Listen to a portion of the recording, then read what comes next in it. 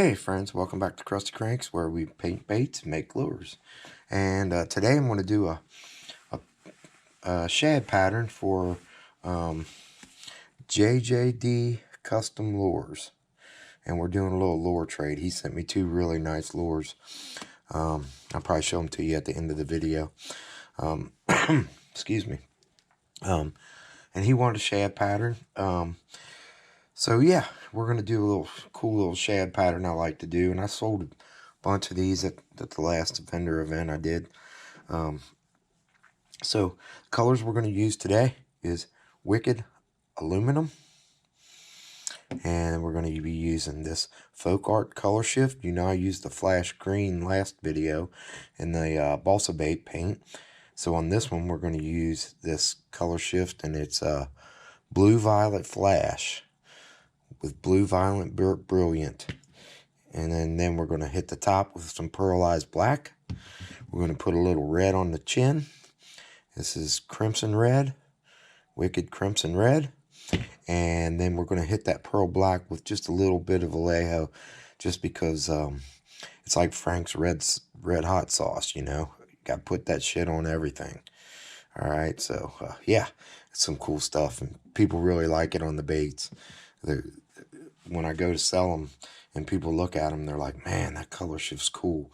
So yeah, color shifts is one of my things I like to do on the baits, and I think it makes them a little more effective, you know. But let me get the paint and the brush, and we'll get started on Jay's lure.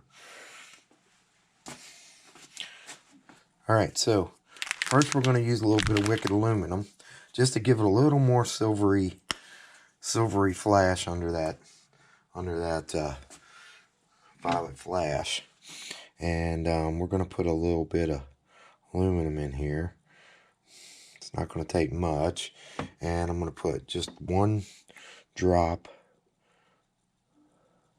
of 4011 reducer, just because I mean I use this stuff a lot, and it seems to help me with tip dry and clogging, and helps clean out the brush easier when you go to clean out.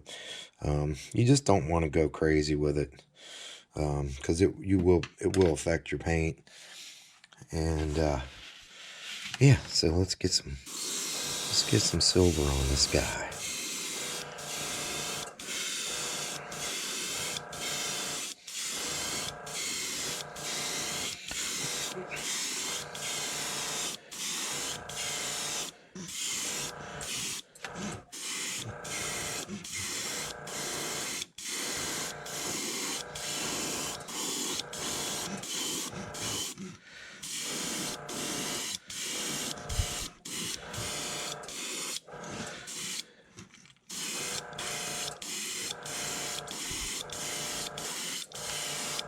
I recently had a customer.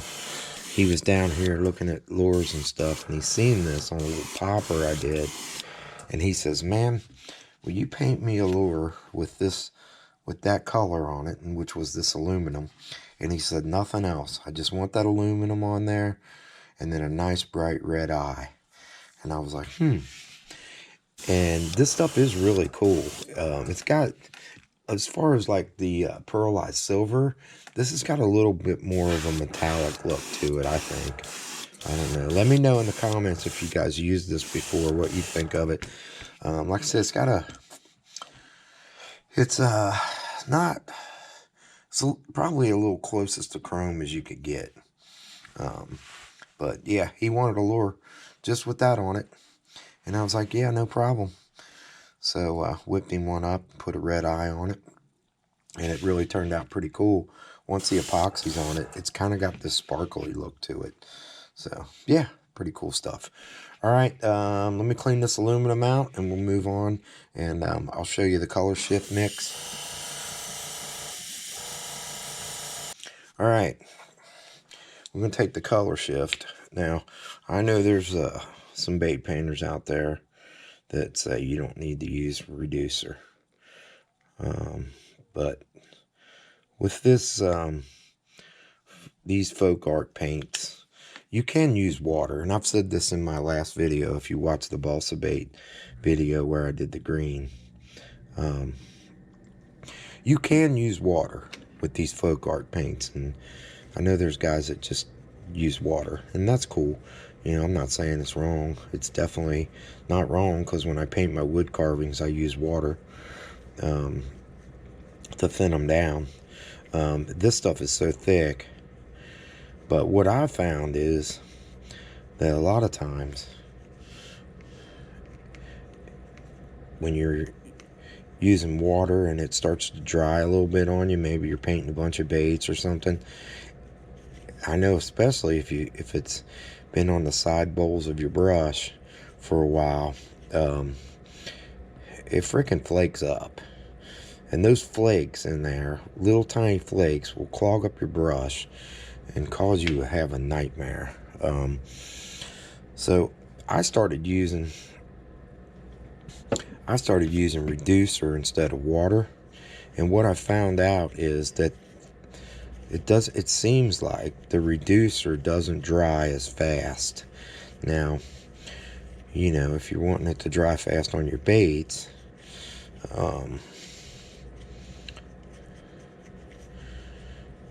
you know, it's going to take a few more minutes, but if you use your hair dryer, it won't be no more of a problem than any other color.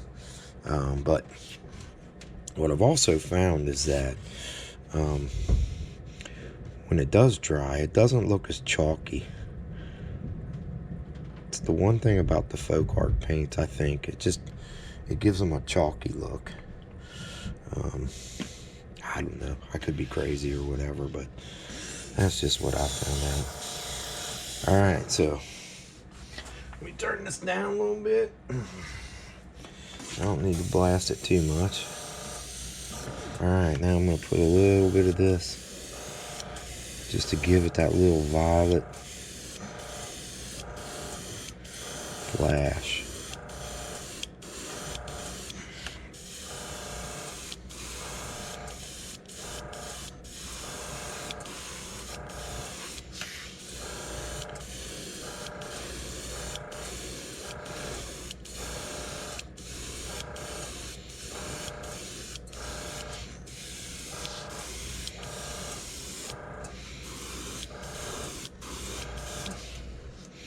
And I'm not worried about the chin because I'm going to hit that with red anyway. But look at that. Look at that color. It's awesome. And I think these colors in the water give it that flashy look. I don't know if you can see that on camera or not. But that color shift is amazing with this stuff. And I'm going to leave the bottom a little silver. So, there we go. Pretty quick and pretty easy. Actually, it takes longer to mix it than it does to spray it. If I want to go a little deeper, I can go a little deeper. Alright. Clean this out.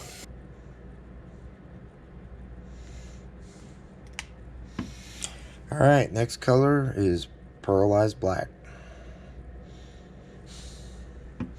And we're not even going to do that much. We're just going to go to the top just a little bit, and we'll put our shad spot on with it.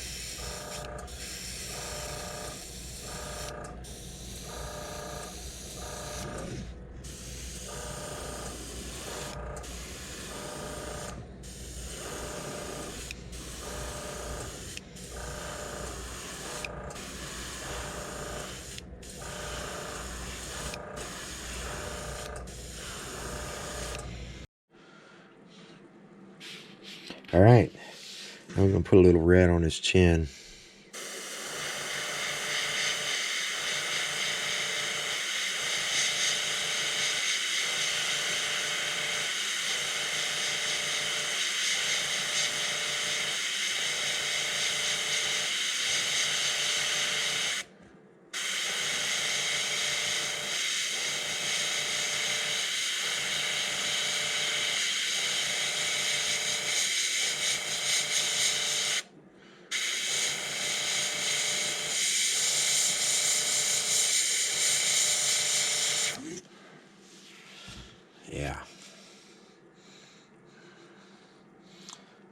can see that.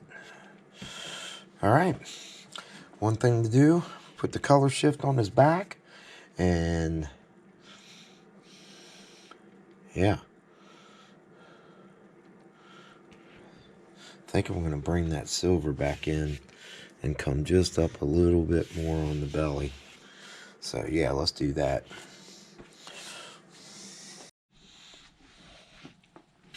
Okay, I want to put a little more silver on the bottom of this thing, just because I got the blue down a little further than I wanted to. I want to leave a little silver on the bottom.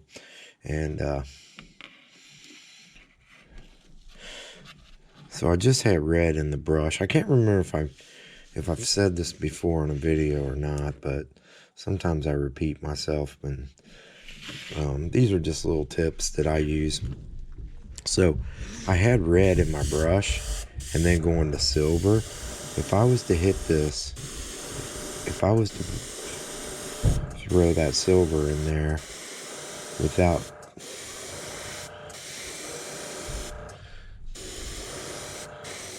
cleaning that brush out really good, it's going to have a little bit of a pink tint to it. I call it silver. It's actually aluminum. It would have had a little pinkish tint to it. So I used to work in printing. Used to run a printing press. And when we would switch colors from certain colors, what we would do is what's called a color wash. So there was two different ways you could do a color wash. One was to take and use the color that you're going to put in next, put a little bit of it in there, and then wash it out again. All right, or we would use white. So you can use white as a color wash, and you just put a little bit in there, and then just clean out your brush, spray a little bit out, and then just clean out your brush just like you would if you were cleaning it out for the next color. That looks better. Now we got that blend.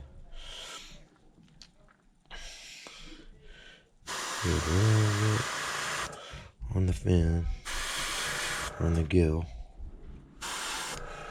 And so we would do what's called a color wash.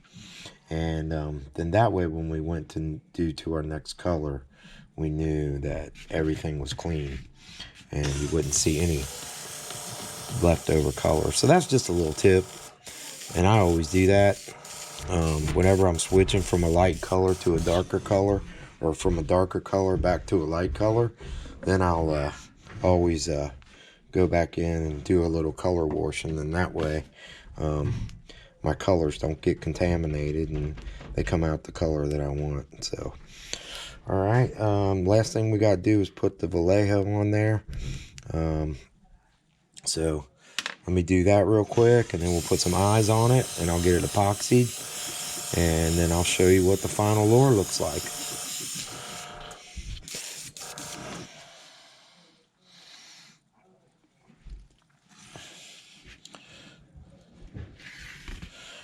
Alright, so on the Vallejo, we're just going to hit the top of it just to give that black a little bit of color shift. And we're using the blue violet. Since we're using the violet color shift on the lure, we're going to put a little bit of color shift on the back and spray it. We'll see what it does. We might spray a little bit on the sides just to give it a little bit more of a flash.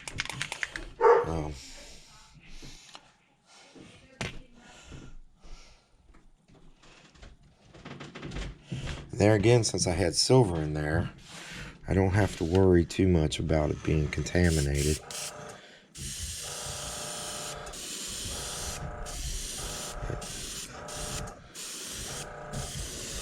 And I don't want to overdo it because I still want that black. I still want a little bit of that black on there. There it is. Looking awesome. All right, put some eyes on it, and we'll get the epoxy on it.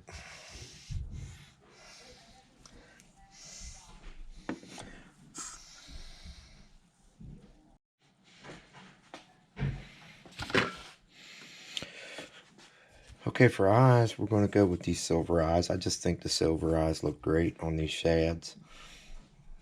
They just blend real nice with the colors, especially those color shifting colors, because we got the little color shift in the silver eye, and it gives it that little bit of a flash when it's moving through the water.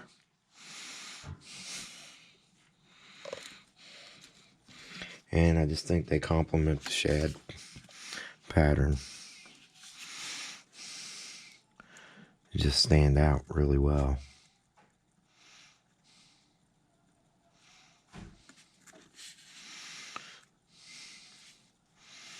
Okay, get my little burnisher tool, push it down in there.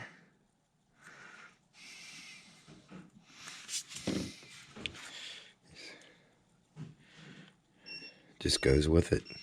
It's the best eye for this color pattern.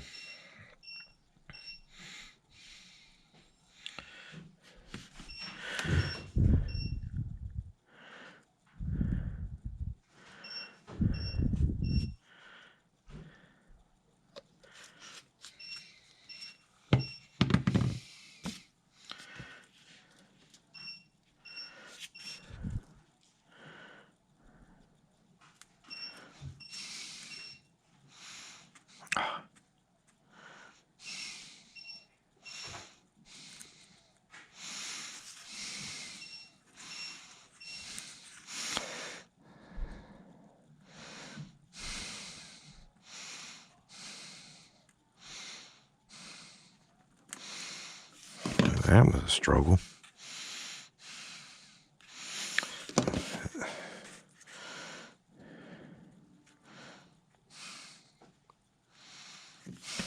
There we go.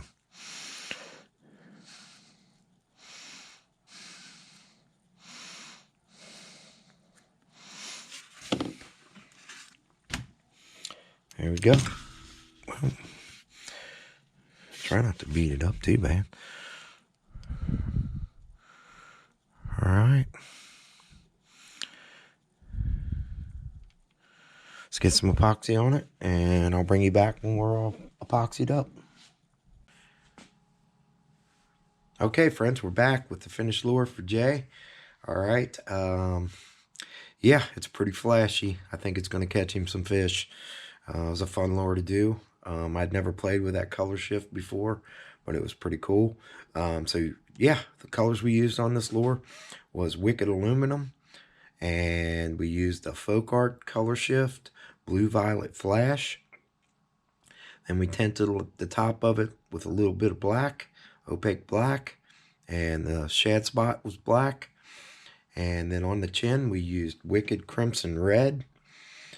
And then on top of the black we hit it with the Vallejo Blue, Electric Blue, and Intense Violet Shift. And yeah, this lure's flashy. This should catch him some fish for sure if he's planning on using it.